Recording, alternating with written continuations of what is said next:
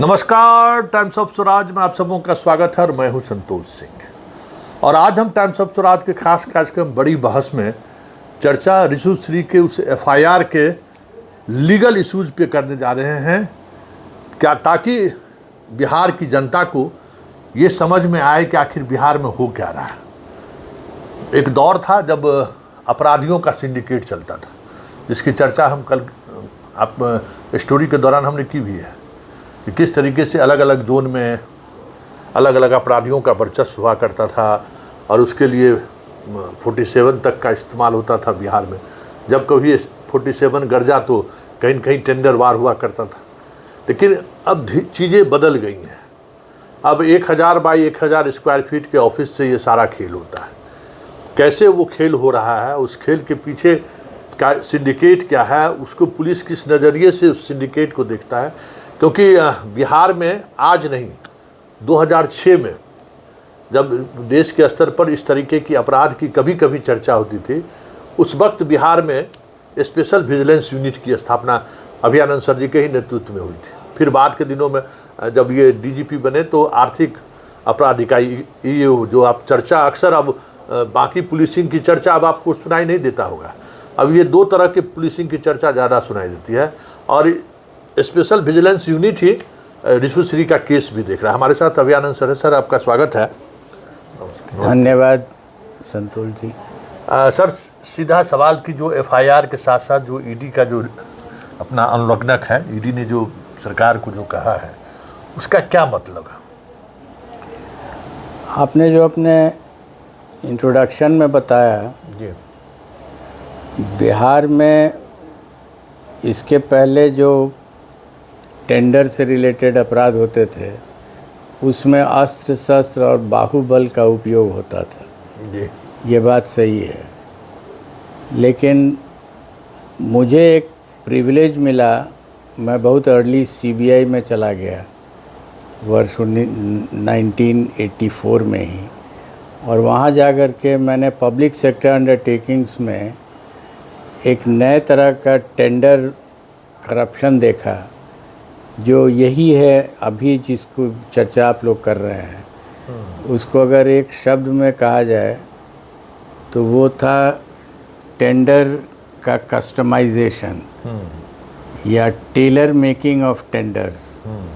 Technical tenders जब होते हैं जो साधारणतः सप्लाई से रिलेटेड नहीं होते हैं, कोई प्रोडक्ट बना करके देना है, तो डिपार्टमेंट, और मैंने जो देखा उसको पब्लिक सेक्टर अंडरटेकिंग्स में देखा, रांची में पोस्टेड था।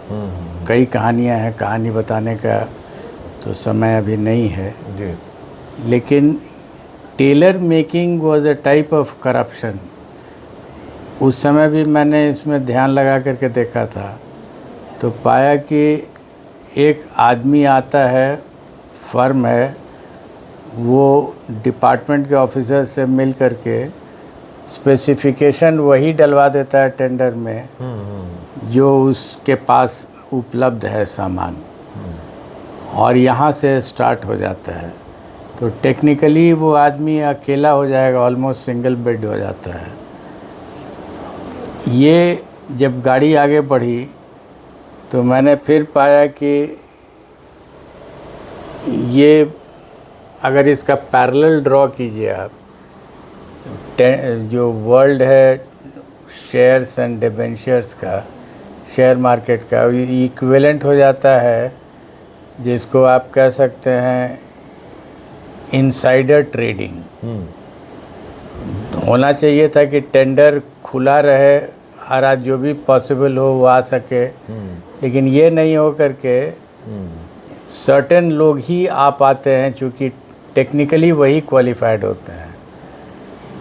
तो ये भी मैंने वहाँ देखा कि इनसाइडर ट्रेडिंग कैसे होता है। इसी बिंदु पर जब हम हैं तो आपको मैं बताऊं कि मैंने जो एफआईआर पढ़ा, मुझे ऐसा लगा कि इसमें कंपनीज एक्ट का उल्लेख होना चाहिए था, क्योंकि कंपनी से रिलेटेड इश्यूज हैं इसमें। तो कंपनीज एक्ट में जिसमें इनसाइडर इन्फॉर्मेशन है और उसके कारण फ़ायदा हो रहा है इन टर्म्स ऑफ मनी, ये इसमें लगना चाहिए था। सेबी का रोल आ जाता, all dimensions would have been covered. ये आप जो आप ईडी का रिपोर्ट है उसको आपने पढ़ा है, उसमें वो क्या इंडिकेट करता है, इस पूरे क्राइम को किस तरीके से इंडिकेट कर रहा है? सर्टेन ऑफेंसेस है जो कि इसमें लिखा हुआ है, पीसी एक्ट, बीएनएस सब लिखा हुआ है। ये एफआईआर तो एसवीयू का है, तो एक एस्पेक्ट है कि इसमें करप्शन इन्वॉल्व हुआ या नहीं हुआ, और ईडी का जो रोल होगा वो होगा prevention of money laundering act का, जिसमें मनी लॉन्ड्रिंग की बात आएगी। करप्शन के कारण जो ब्लैक मनी जनरेट हुआ वो लॉन्डर्ड हो रहा है। पढ़ने से लगा कि एक लॉन्ड्रिंग में लेयरिंग होता है, वेरियस लेयर्स में लाया जाता है। हमको लगा कि जो लोग इन्वॉल्व थे वो बहुत ही क्रूड वे में फर्स्ट स्टेप पर ही कैश ले लिए, विच केम थ्रू एन अकाउंट। तो ईडी के लिए ये आसान हो गया कि वो लेयरिंग फर्स्ट लेयर में ही पकड़े गए। That I thought was very immature of the criminals अच्छा जो इन्वॉल्व थे। अच्छा, क्योंकि नॉर्मली फर्स्ट लेयर पर नहीं लाया जाता है पैसे को, ये घूमते घामते बाहर से अगर पैसा आता तो डिफ़िकल्ट हो जाता पकड़ना। जो एक और लीगल एस्पेक्ट इसमें इन्वॉल्व है जिसको एसवीयू को करना पड़ेगा, वो है जितने भी केसेस, जितने भी सेक्शंस इन्वॉल्व हुए हैं, ये सेक्शंस में मेंसरिया का बहुत बड़ा रोल होता है। कोर्ट्स हैव ऑलवेज हेल्ड कि बिना मेंसरिया के आप सिर्फ इतना 1000 करोड़ का लॉस हो गया, इससे आप नहीं ला सकते हैं केस को टू जुडिशियल स्क्रूटिनी। तो अब पता नहीं एसवीयू में वो कैपेबिलिटी है या नहीं है, आई डू नॉट नो, क्योंकि एसवीयू जब हमने बनवाया था इसको तो वो disproportionate asset and trap cases के लिए था। अब ये थोड़ा एक्सपैंड कर गया है, आई एम श्योर कुछ ट्रेनिंग मिली होगी। तो इंटेंशन ऑफ ऑफिसर्स, जो टॉप लेवल के लोग हैं, जो डिसीजन मेकिंग ऑफिसर्स थे, and people above secretaries also, ये लोग किस हद तक केपेबल हैं मेंसरिया को लाने में, प्रूव करने में। हम लोग भी जब सीबीआई में इसको करते थे तो प्रॉब्लम ये आता था, और जो लीगल सेक्शन था सीबीआई का वो हमेशा हार्प करता था कि आप मेंसरिया को प्रूव कीजिए, केवल एक्टर्स करने से नहीं काम चलेगा। तो ये मैंने उस समय किया था कि मेंसरिया के पार्ट में नोइंग पार्ट को, नोइंग का एक पार्ट होता है, नेग्लिजेंस का एक पार्ट होता है, इंटेंशन का होता है। नोइंग पार्ट को it should be proved beyond doubt कि जो भी हो रहा था उसका नॉलेज सबको था, and then the amount involve is an indication of the intention part of it. It's a technical thing, अब देखें किस लेवल तक लोग ले जा सकते हैं इसको। ये उसमें 2-3 और बातों की चर्चा है कि पैसा दुबई भेजा गया है, यूरोप भेजा, कई कनेक्शन को इंकित किया है। साथ ही टेंडर मैनेज करने का भी जो है बहुत सारा, आप जैसे बताया कि ऑफेंस ऐसा करने वाले लोग था कि शुरुआती दौर में ही सारे चीज़ों को अपनी तरफ मोड़ लिया है। तो ये जो अब मान लीजिए कि कोई 125 करोड़ का काम है और वो उस पर 200 करोड़ तक आप पहुंचा दिए बिना किसी कैबिनेट अप्रूवल का, या बाकी जो चीज़ें ईडी इंडिकेट कर रहा है, उस तरीके की चीज़ों को अनुसंधान करना और उसको फिर कोर्ट तक ले जाना और यूरोप और दुबई तक पैसे को जाना, ये सारी चीज़ें कैसे इन्वेस्टिगेट होती होगी? संतोष जी, इसका 2 पार्ट है। एक पार्ट है जिसको आपने कहा यूरोप और दुबई, ये मनी लॉन्ड्रिंग का पार्ट है। इससे जो ऑफेंसेस मिला है एसवीयू को प्रूव करने के लिए, उसको दुबई से ज़्यादा मतलब नहीं है।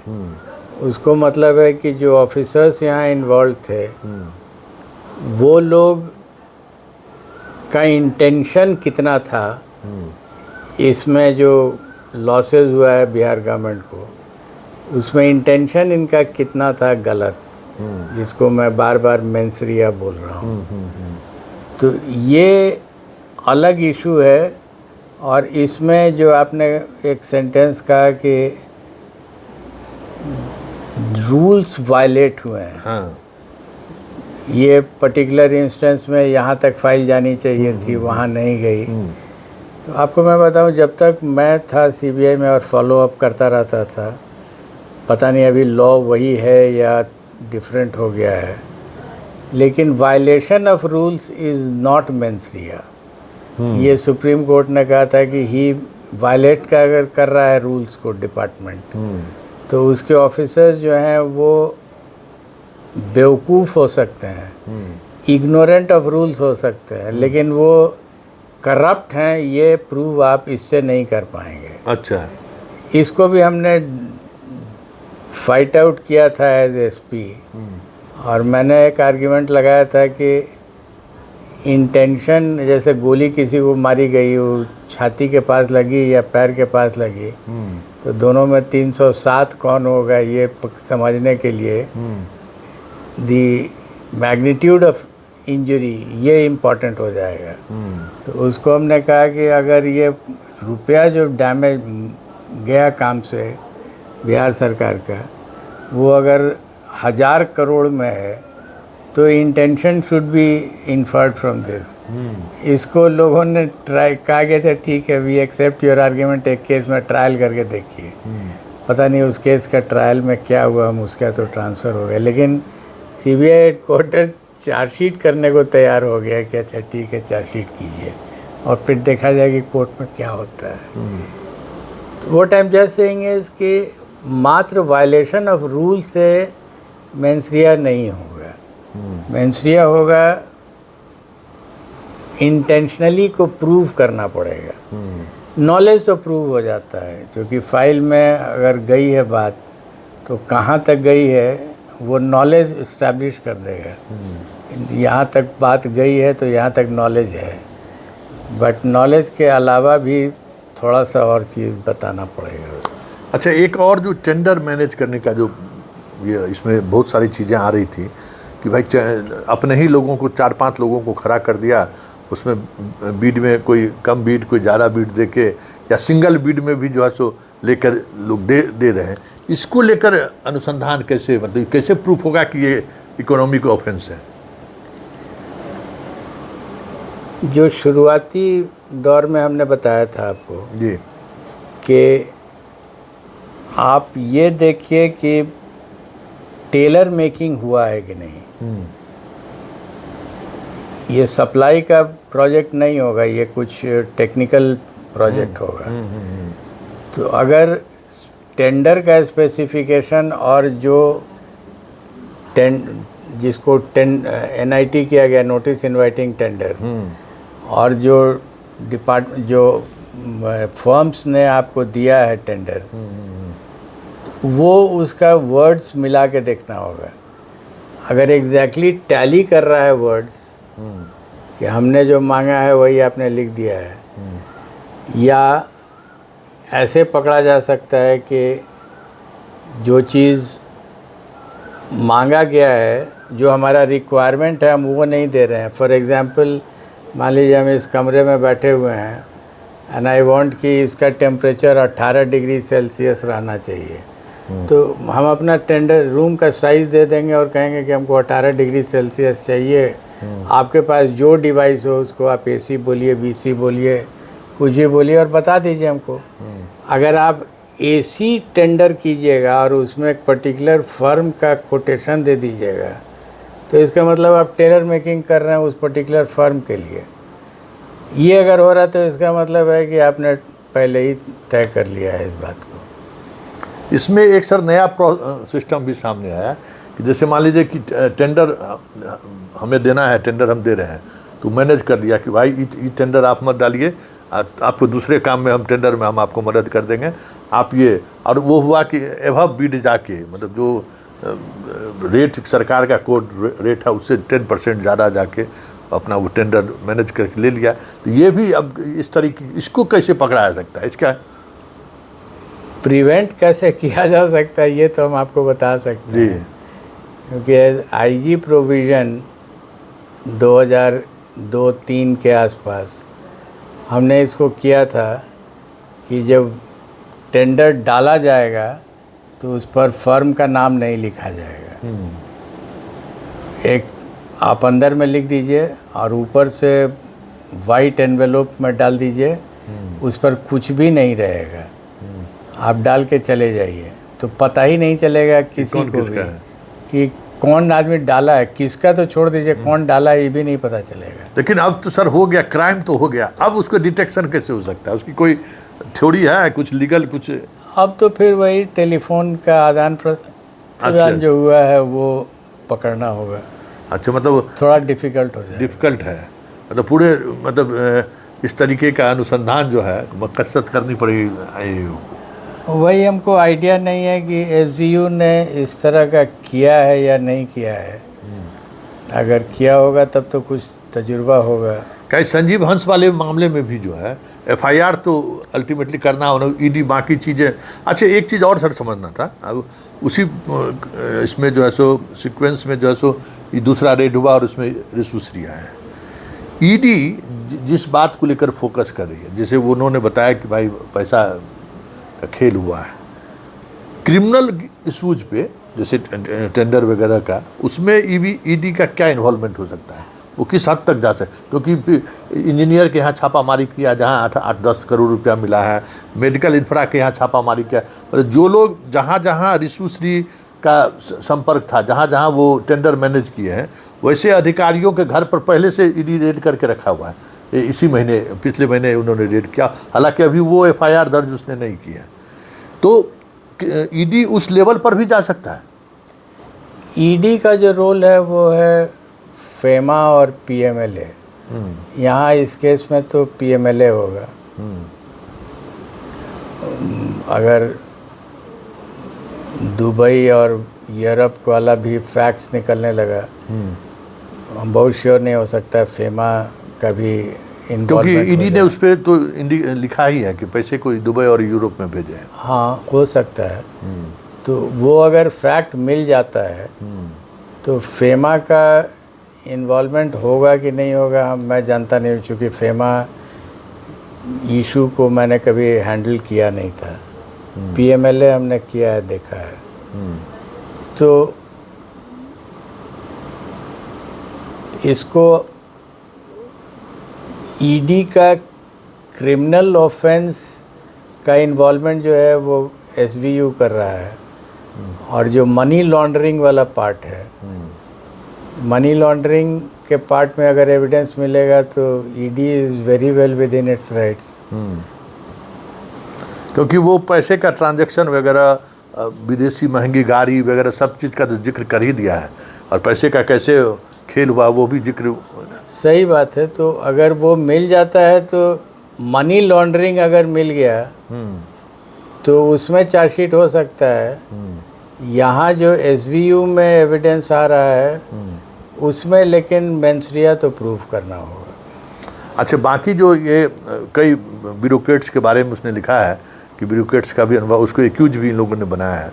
तो ईडी उस आधार पर, मतलब ईडी को तो कोई एक एफआईआर चाहिए, कहीं न कहीं ईडी ने अपनी रिपोर्ट में ही लिखा है कि कई बिहार के कई सीनियर ऑफिसर्स जो है का इन्वॉल्वमेंट है इसमें, उसी आधार पर उसको एक्यूज भी बनाया गया।